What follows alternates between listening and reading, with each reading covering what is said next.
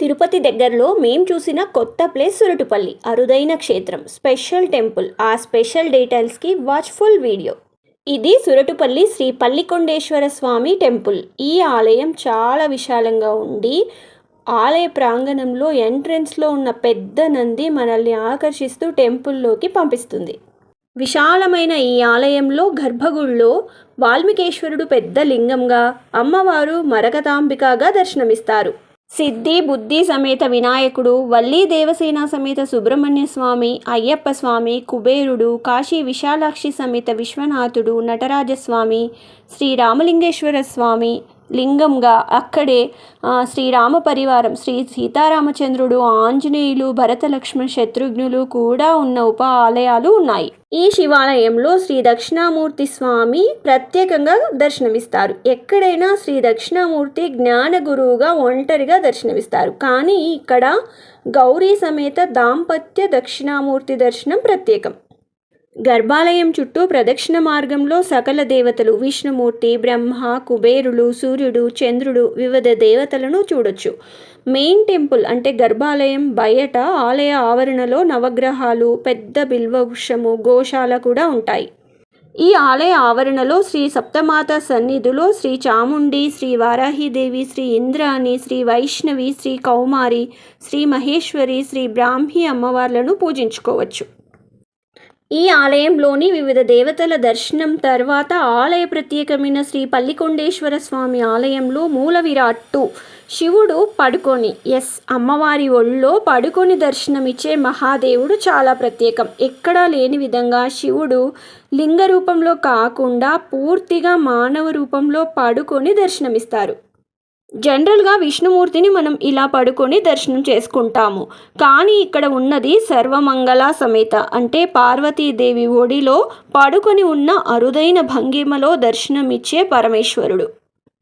ఈ దేవస్థానం యొక్క స్థల పురాణం. శ్రీ పల్లికొండేశ్వర స్వామి ఆలయం 1344వ సంవత్సరం శ్రీ హరిహర బుగ్గరాయలు కాలంలో నిర్మించడం జరిగింది.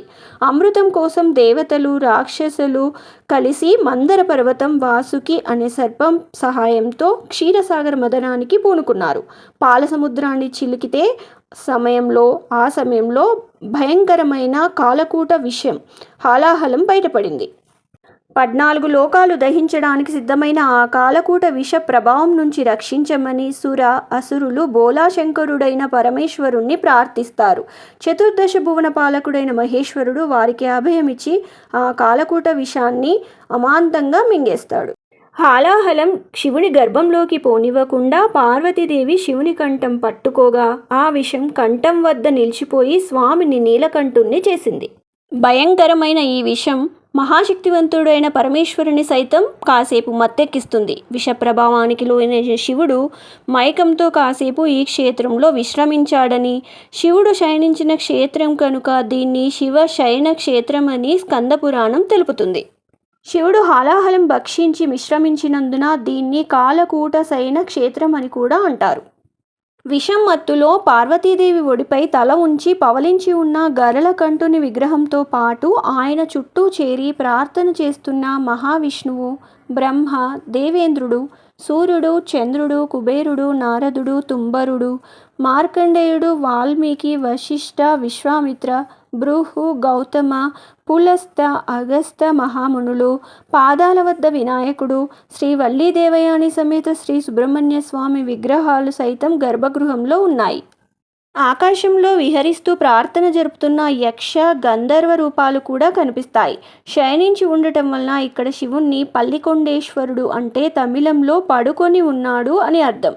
పార్వతీదేవిని సర్వమంగళ అని అంటారు. వేల సంవత్సరాల క్రితం ఏర్పాటు చేయబడిన ఈ 12 అడుగుల విగ్రహం శుద్ధ విగ్రహం కావటం విశేషం. 1972లో ఈ క్షేత్రాన్ని దర్శించిన కంచి కామకోటి పీఠాధిపతులు శ్రీ శ్రీ శ్రీ చంద్రశేఖర సరస్వతి స్వామివారు ఈ విగ్రహాన్ని చూసి ఆశ్చర్యం పొంది శేష పురుషోత్తమ ఇవ పురుషోత్తమాంజలి సుపూజ అంటే నిలుచుని ఉండే శివుడు పడుకొని ఉన్నాడు, పడుకొని ఉండే విష్ణువు నిలబడి నమస్కరించి ఉన్నారు అని. ఏమి విచిత్రమైన సన్నివేశం అంటూ ఈ క్షేత్ర గొప్పతనాన్ని ప్రశంసించారంట.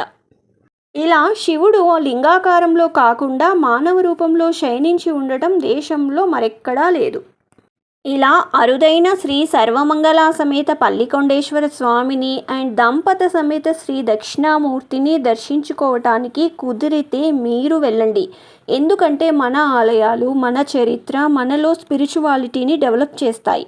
మన పురాణాల గొప్పతనంని తెలియచేస్తాయి. సో తప్పక ట్రై చేయండి. హరే కృష్ణ, హర హర మహాదేవ్.